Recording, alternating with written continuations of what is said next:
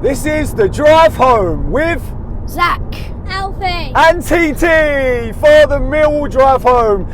Driving home from the Priestfield Stadium in an uneventful, really friendly, but it did finish. Gillingham won. The mighty Millwall won. We are back to football. COVID, 503 days without going away. 700 Millwall fans singing reasonably well. The first 10 minutes was good singing. But you know, it is absolutely fantastic to be back.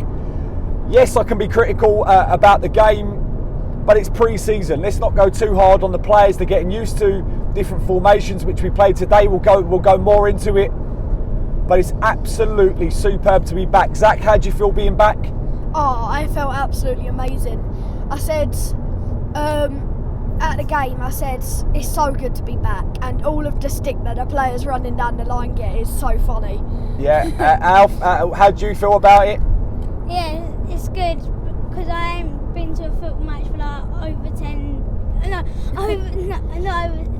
2 years. Over 2 years. That's a long time, but we are back. And now we'll talk about the game. We started with a 5-3-2 formation, which is unusual, and the players looked like it was unusual, if I'm going to be completely honest.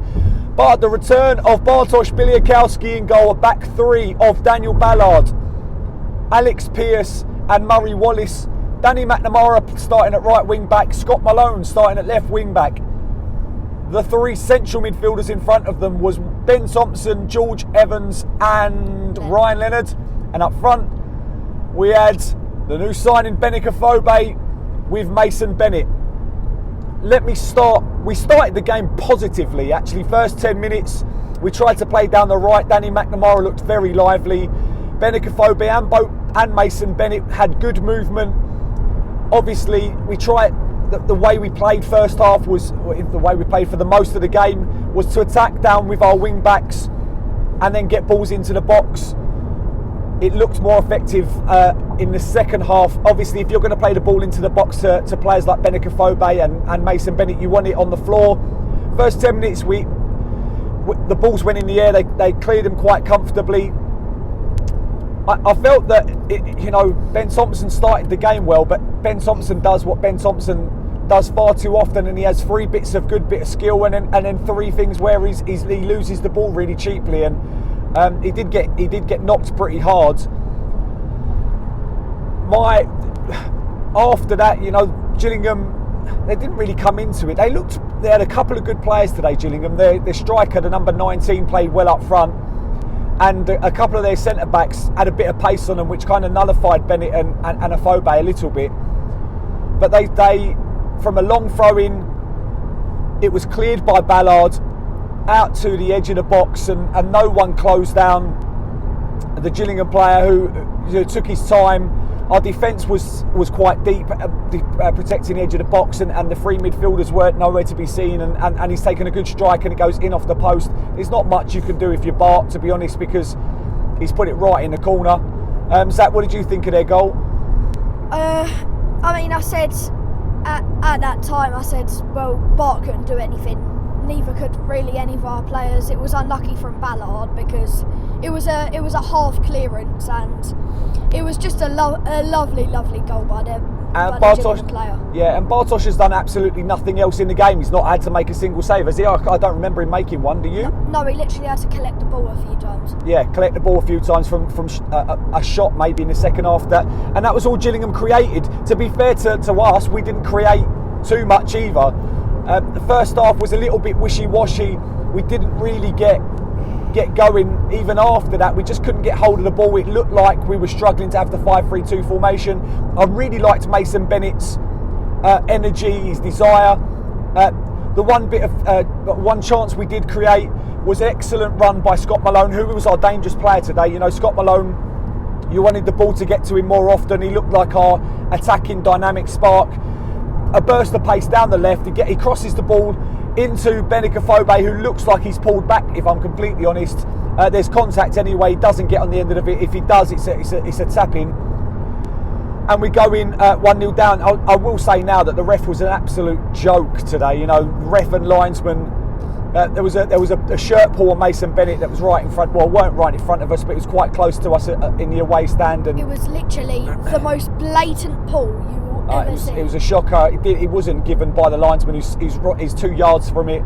The ref gives some baffling decisions today, and I suppose it's good to see them back live. Obviously, you get to see more of the game. So for me, I felt like our midfield three that we started the game with just didn't get on the ball enough, and none of them drove with the ball, which meant that we left. They were too far away from the strikers. Tomo did try and make that extra third man in the attacking third, but didn't quite get himself in the right positions and lost the ball when he did get it. We go in at half time. Afobe and Bennett were warming down at half time, so we knew they was going to come off. We changed them and put Matt Smith and Tom Bradshaw up front.